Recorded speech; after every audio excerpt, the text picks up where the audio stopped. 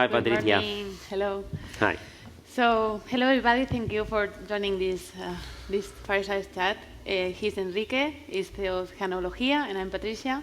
I'm Executive President and CEO at biotech. So, Enrique, what do you do in Genealogía and what your mission is?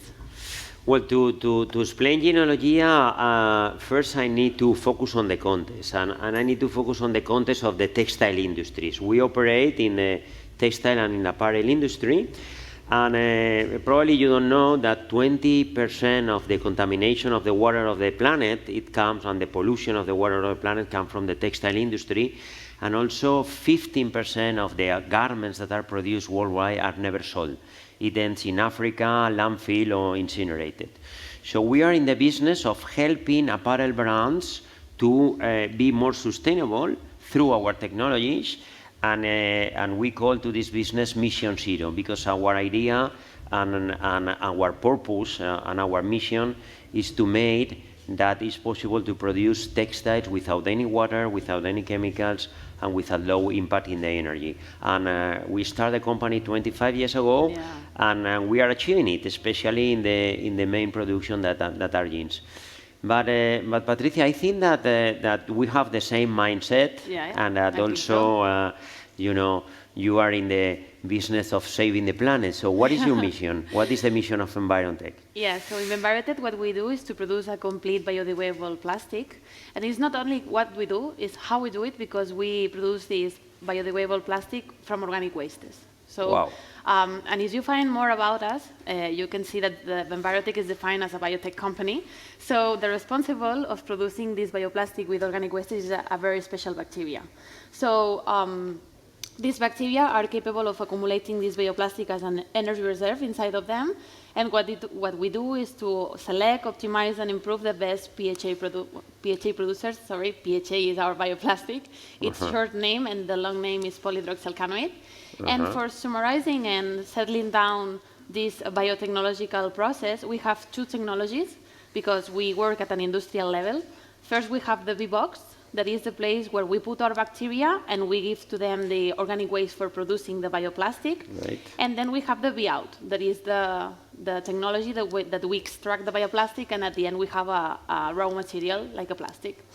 And PHA is our product that then I will explain more about its characteristics. But our mission is to improve the quality of life in the planet through the preservation of the environment.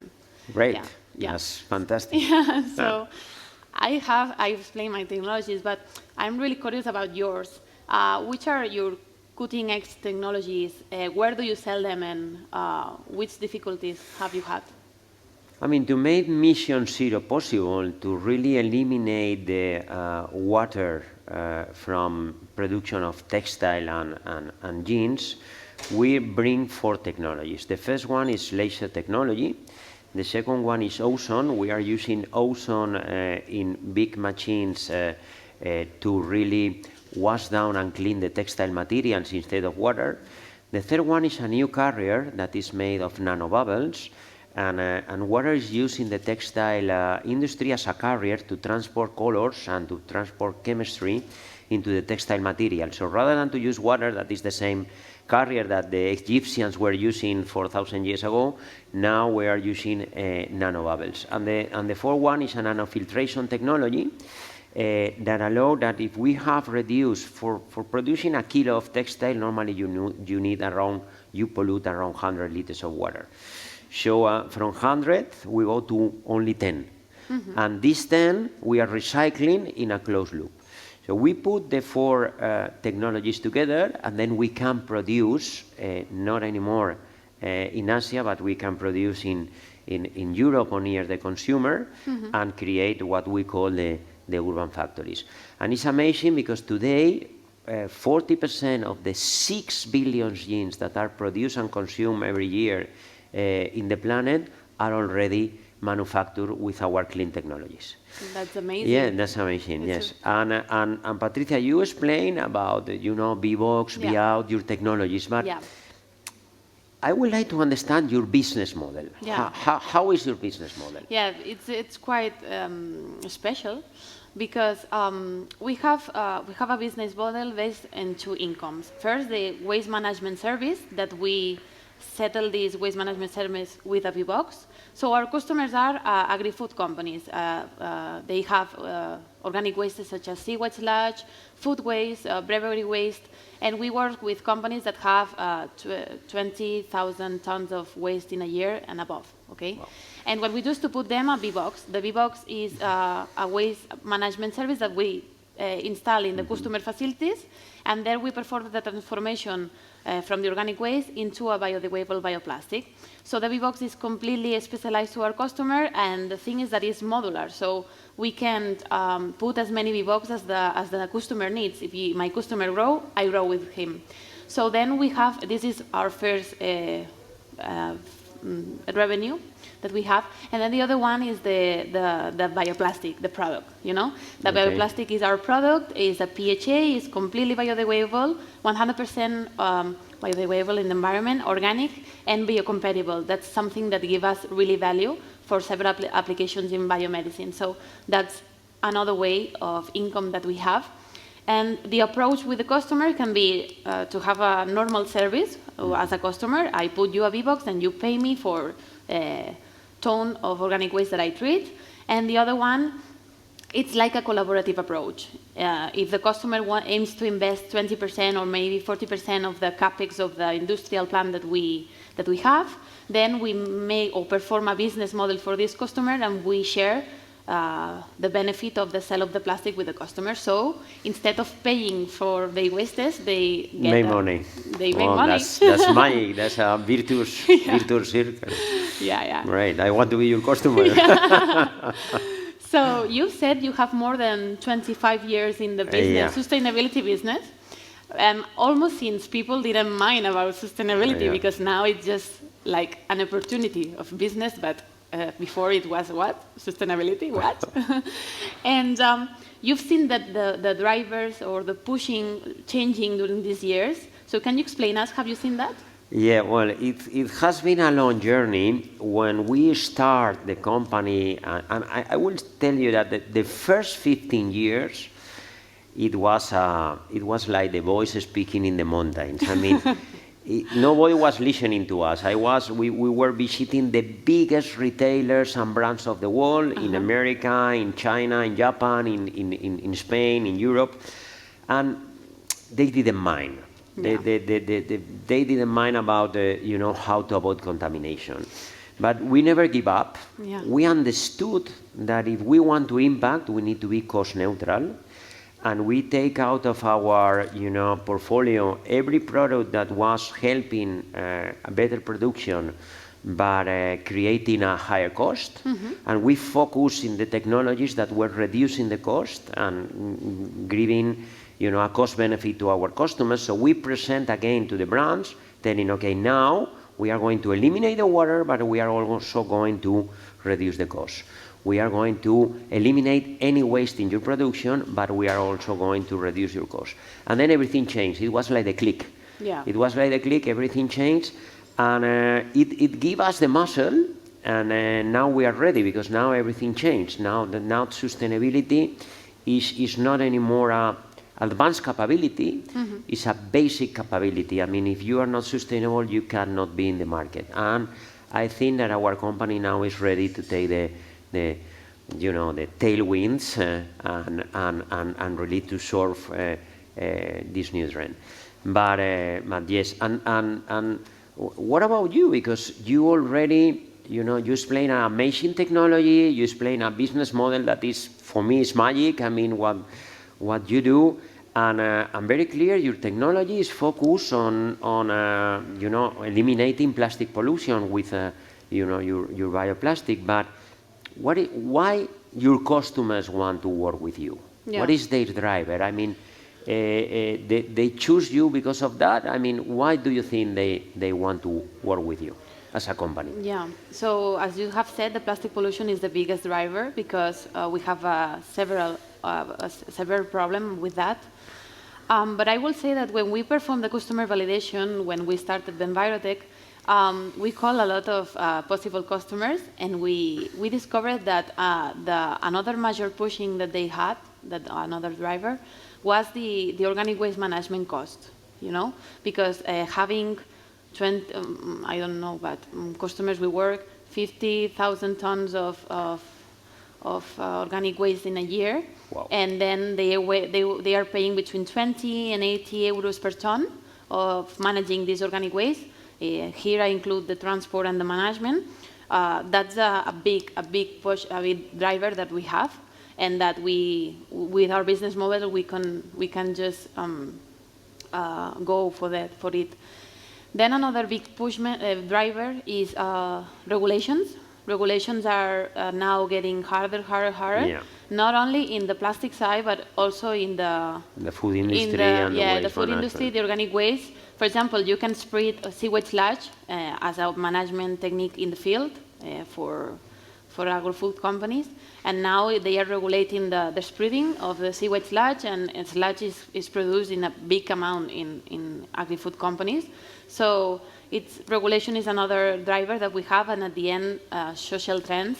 And now being sustainable is trendy. The customer can just select which type of product they buy, depending of this more or less sustainable. So society is changing also and it's making us to have more customers, and customers that are more sustainable. Great. Yeah. Two business models. Yeah. So I've read about your company. It's amazing. And tell us, please, a real project or a real case study that you are working on, because it will be something awesome. Well, I mean, in 25 years since we start our journey, many things happen. But if I must tell you something that I really feel proud about, and that really touched my heart, and it was, in 2018, the biggest jeans manufacturing of the world, Levi Strauss, called us and asked us to build for them a factory in a place where water do not exist, in the middle of the desert of Nevada. And we make over there, and we take care of all the details from, our equipment, the software, management, everything. And we create a plant producing 10,000 jeans per day in the desert of Nevada. And for us, it's a human happening. It's a world happening. It's the first time in the history of humanity that we can produce textiles without water. Yeah. And the plant is already, acting at a neutral cost. Is supplying to the USA, and this was the start of our urban factories concept ideas. Amazing. And what about you? What do you feel proud of? What is your best case? Yeah. So yesterday I was there. We have a plan inside of Calidad Pascual in the wood factory they have in Catalonia. Wow. And it's our first big project with a very big company. From here I have to say thank you to Innoventors, that is the part of innovation in Pascual that have trust us. And it's amazing to see how we have built there the plant for treating dairy wastes from dairy production. And it is amazing to see 3 teams of biotech working: the engineering, the biotech one, and the chemistry for extracting the bioplastic. And it's amazing how they work for this project. I think it's passion for biotechnology, for engineering and chemistry. And right now we are treating like 3 tons of dairy wastes in a day. And right now we are extracting the plastic for developing several products for the company. So it's an amazing case study. Yeah. Great. So what else more? Projects that you have ahead in your mind that you will like to do? What else? Tell me. Well, as you know, as I explained you, and you can imagine, I mean, most of the textile production of the world, the decision centers are in New York, in Milan, in Barcelona, in Madrid, in Tokyo, but production is in countries with a low labor cost, like Bangladesh, Vietnam. Before was China, Cambodia, Brazil, Turkey. And this deslocalization happened 20 years ago. We think it's the time to bring textile manufacturing back to Europe, not back to Europe, back near the consumer, to avoid the transportation. And after the plan for Levi's in Nevada, we start this new project that we call Urban Factories. And Urban Factories is about manufacturing, on-demand manufacturing. It's about producing what you sell. For instance, just to give you one example, we just made a project for Ralph Lauren that is color on demand. So rather than using 71 colors in their polos, and they produce 400 million polos a year, they will produce all the polos in white. Yeah. They will bring on these polos to their plant in the USA and in Europe, and near the consumer they will add the color.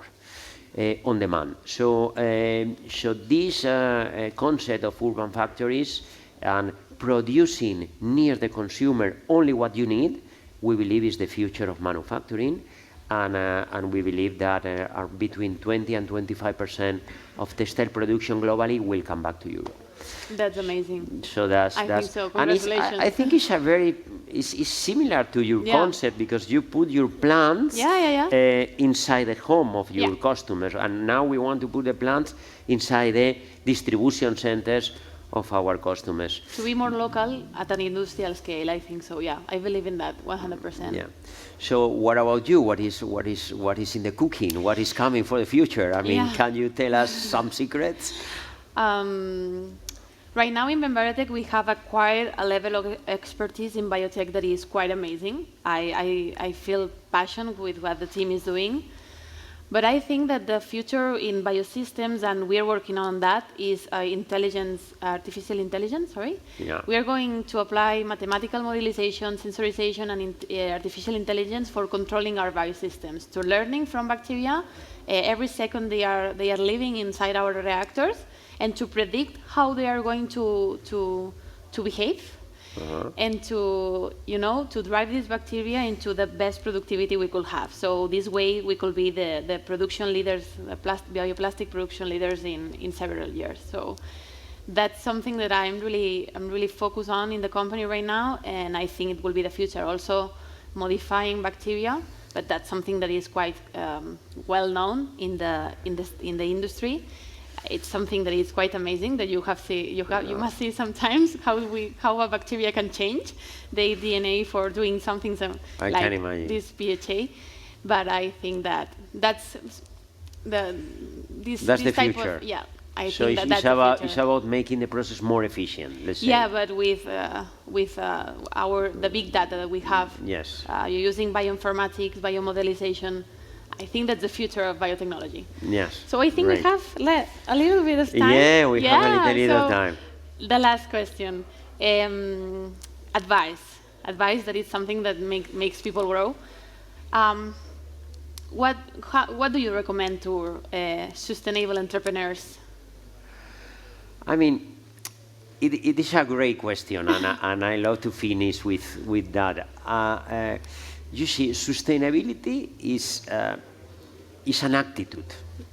Sustainability is not about making, as a company or as a person, making several things in a sustainable way. No, this is making sustainable things. This is one thing. But being a sustainable entrepreneur means that it's in your DNA, it's in your blood, it's an attitude. So my first recommendation is that focus on try to be the best company for the world. Not the best company of the world, not the biggest, but the best company for the world. Focus on that. And the second one probably will be that that implementation start when the product is finished.